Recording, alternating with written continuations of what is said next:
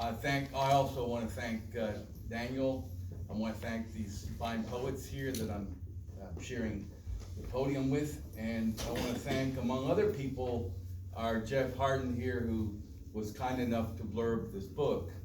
And so it's organized this way. It's all about love, love lost, love wished for, love whatever, all romantic love. And it's organized in different chapters according to scientific disciplines. And so I'm going to start off with Starburst. And this is probably one of the longer ones, though it isn't long at all. Starburst. Crepe and maple canopies diffract noonday starlight, our sun ensconced by an umbral disk.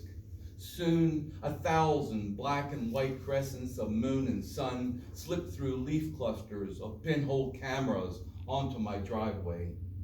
Just as the moon osculates the sun, I steal a kiss from my stellar lady, then turn around just in time, see the glorious corona of the great American eclipse. The hot sky transforms from gold-studded blue to cool platinum, a dusk brushed with eerie purple, as if an alien sunset placed a chill in the summer day. My sweetheart keeps the air around us warm, warm as family despite the 10-degree drop in temperature. Roosters down the road must be cocking their heads, crowing for their mates. The high-pitched confusion, as if the sky were falling, is accented by dogs yowling. The fear of a whirlpool sky reverberates in the hills. Cicadas don't sing lazy antiphonals, but rather chirps that question mark the artificial night. A loudening cacophony is their new serenade.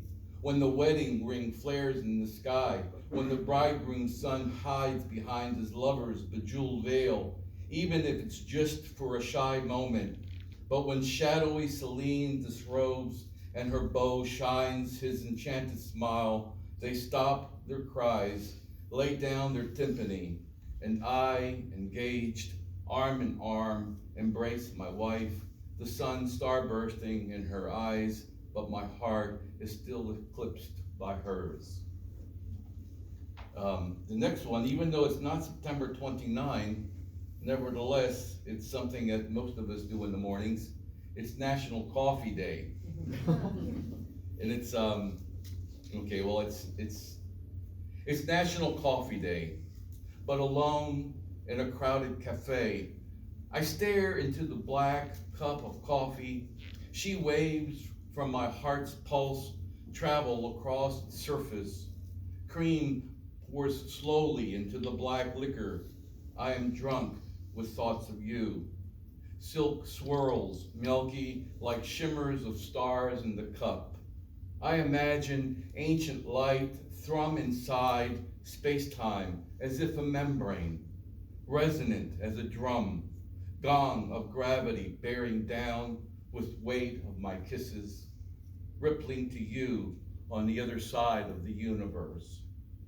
In the beginning, there was only liquid space and time, matter and energy, all folding into each other, and everything that ever was and would become, a touch, a caress, or kiss, the overwhelming breathlessness of drowning hearts. This cup is warm in my hands, no longer dark matter, no longer dark space with its black holes. I know I will see you again.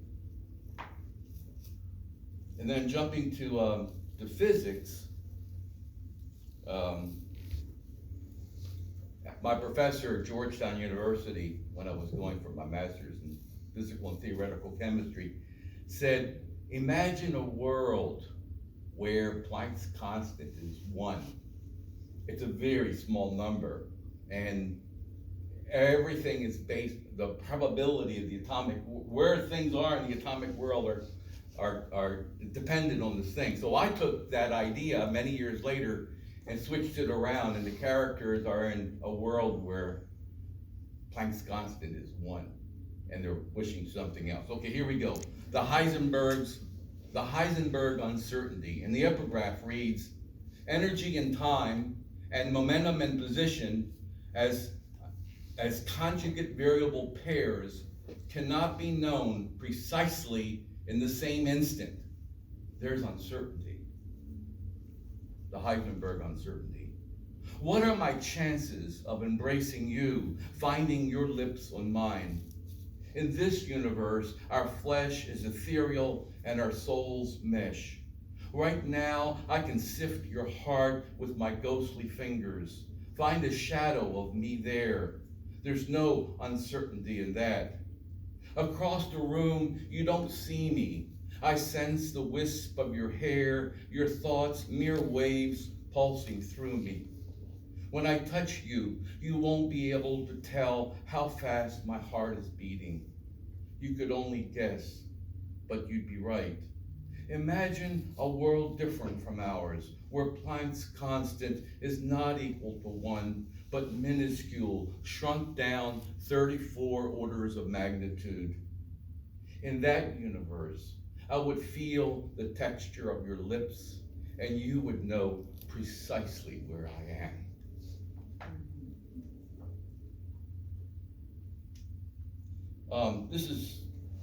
This poem here, Afterburn, is a double metaphor of sorts. One is a metaphor for the other. You'll see what I mean. Afterburn. They're written in couplets. Sometimes Florida's sun isn't hot enough on January mornings. You held me last night, your body warm after cold collected in the arch of my back. From the launch pad, I heard the countdown of those I love yous when your engine fired. T-minus 6.6 seconds, main engine start.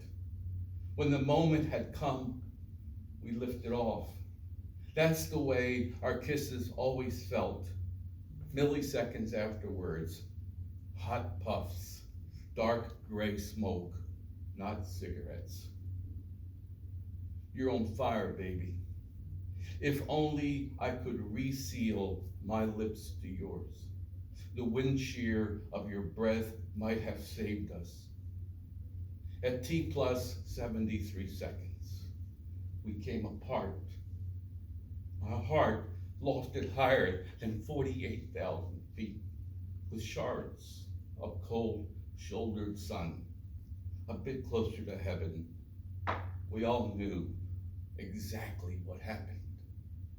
That was January 28, 1986. The Challenger space shuttle broke up shortly after, a minute after launch. That's emotional for me too. I guess I'm just an old Sicilian romantic. This one is based on a true experience as far as the weather goes. I got a couple of poems that were influenced by that storm. I forgot exactly when it was. I want to say 2011, April 2011. There was lightning like I've never seen in my entire life, and it scared the hell out of me because I was trapped trying to get home to a home that may not have even been there. I didn't know that. Anyway, this is one of the poems that was affected, that came out of that experience. The weatherman said it might rain. April edges into my bedroom. Scents of hyacinth and lavender stir the air. Sky is blue like the hazel of your eyes when they'd open for me on those yawning mornings. I remember the spring of our lives when we were too naive about spring, when love grew like honeysuckle vine and we'd kiss those flowers with our eyes and our lips. Sweet dew always seemed to linger. I wish you had lingered too in the coming years. We had forgotten summer isn't too far off from spring, and everything doesn't stay green in its heat. Today, heat rises early, turning skies blue away, its eye jaundiced and air unsettled. I can hear distant rumblings of a locomotive wind. And then I'll close with a little something more upbeat. Some of you know Marilyn Callett, and she's also, no, not in this book. Wait a minute. Yeah, she's in this book too. She was also very kind to blurb this. Anyway, Marilyn was giving a workshop at a bookstore that doesn't exist anymore in Knoxville. And I've never seen this before, that usually the guests are the ones who bring, or the host are the ones who bring the chocolates and the cookies and the wine for us. But in this case, Marilyn treated the listeners to the wine. So after that, I got to thinking about a poem that she actually inspired this poem, but she's not the woman in the poem. Chocolate, wine, and poetry, a perfect blend, a craving for sweet sex and strong heart that won't break as lines. A swirl of intoxication with plenty of phenylamine, chemical of love, dissolving in wine, in poetry. Words like caramels dipped in pleasure, succulence unknown until sipped, each drenched in kisses, each caress of verse, a tease.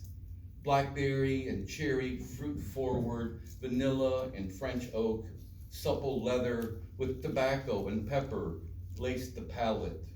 Drink now, only the sweet aftertaste of you remains. Thank you.